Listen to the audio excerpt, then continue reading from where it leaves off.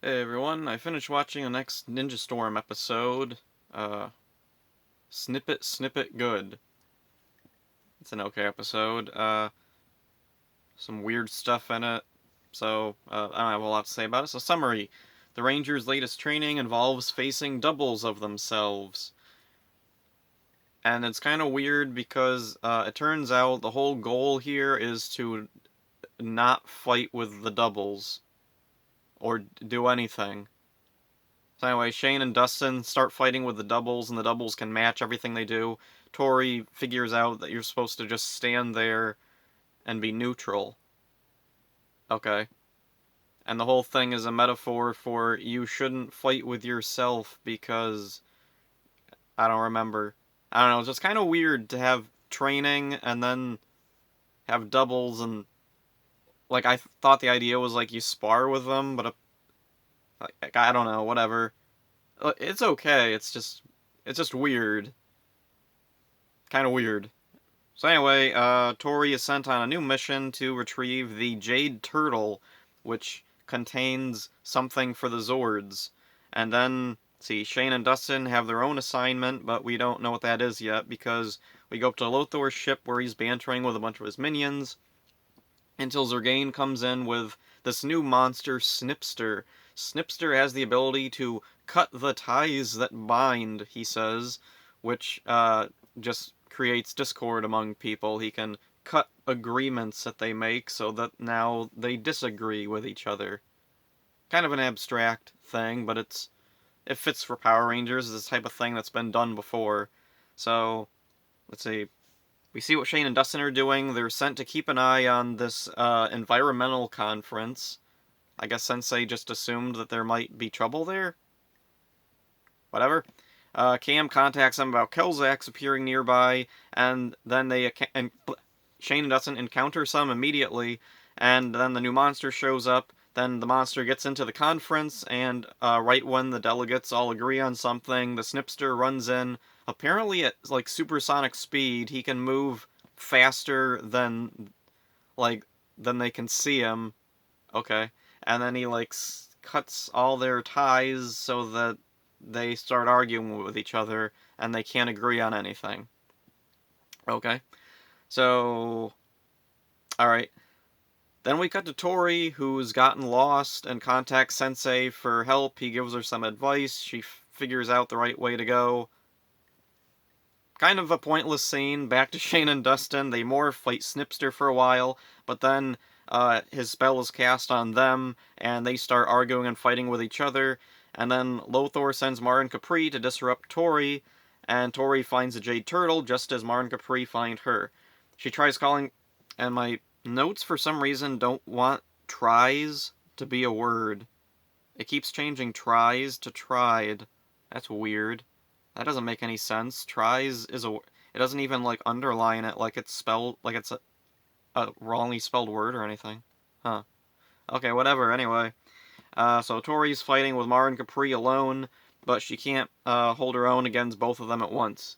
Sensei Watanabe, meanwhile, telepathically sends a thing to Shane and Dustin to break Snipster's control over them, and it works.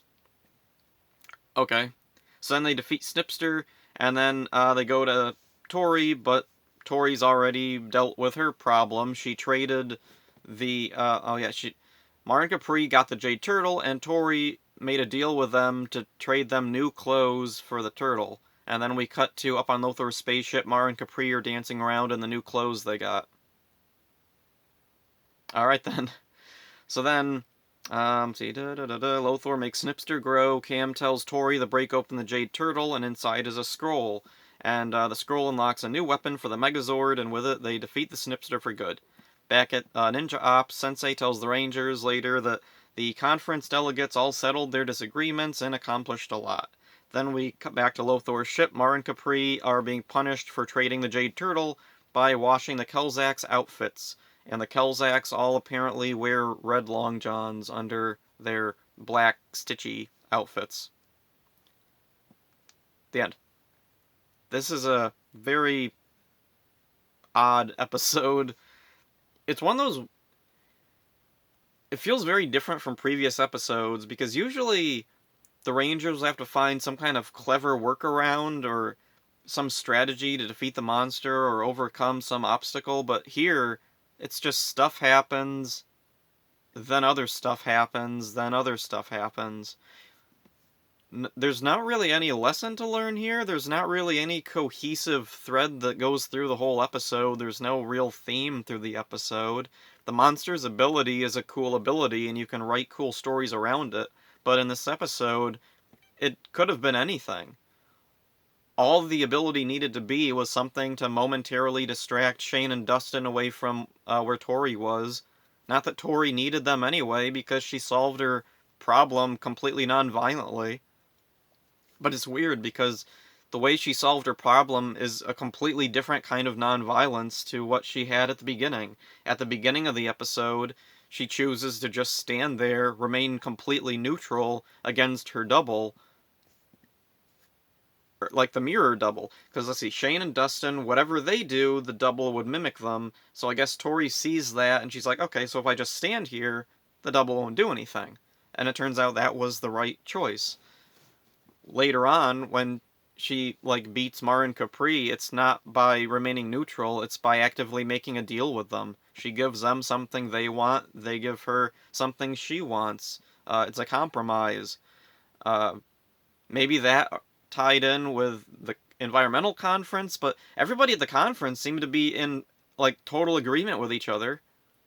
There didn't seem to be any disagreement until Snipster went in and put a spell on everybody. Also, it's kind of weird. The conference is set up as kind of a big deal. We get a completely new location. There's a bunch of extras, and then they're just forgotten about completely. I remember reading years ago on Ranger Wiki that this episode originally focused a lot more on the environmental conference, but it got rewritten at some point, and yeah, I can totally believe that, because it's so awkward at the very end. Sensei's like, oh yeah, the conference people are okay. Okay, so, Mar and Capri have a big role in this episode, and that's cool, because I like them. They're genuinely funny characters, and so it makes sense for them to fit in this kind of goofier, toned episode.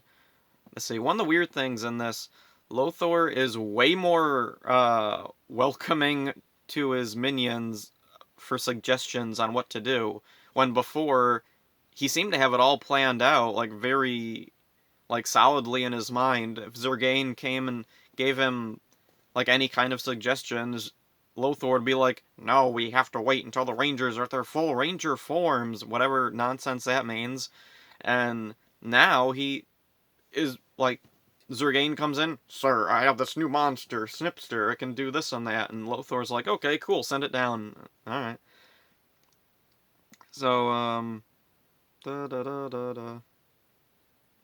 looking through my notes here.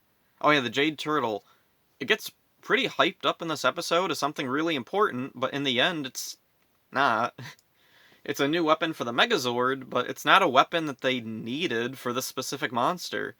Usually in a plot like this, where they have to get some kind of magic thing that becomes a thing for their Zord, it's because the monster has some kind of ability that they need to overcome or work around, and the new thing for the Zord can do that. But this time, they could have defeated the monster with any other weapons.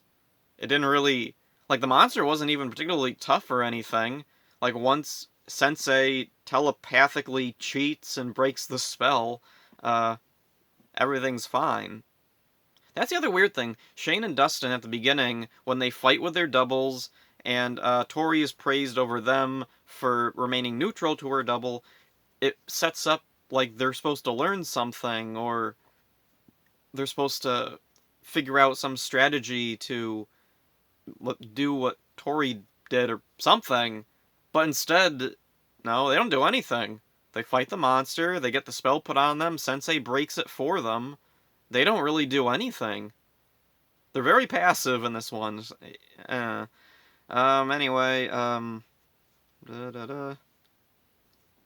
yeah, not a whole lot else to say about this one. It's a weird episode for Ninja Storm. On the other hand, it's a totally average episode. It's got a whole bunch of weirdness and logical inconsistencies and story things that don't quite flow together. In the end, though, it's a perfectly acceptable episode. It's fine. It's just not the type of thing that I think anyone ever expected anyone to analyze too deeply. So that's it for this one, I guess. Hope you enjoyed it. See ya.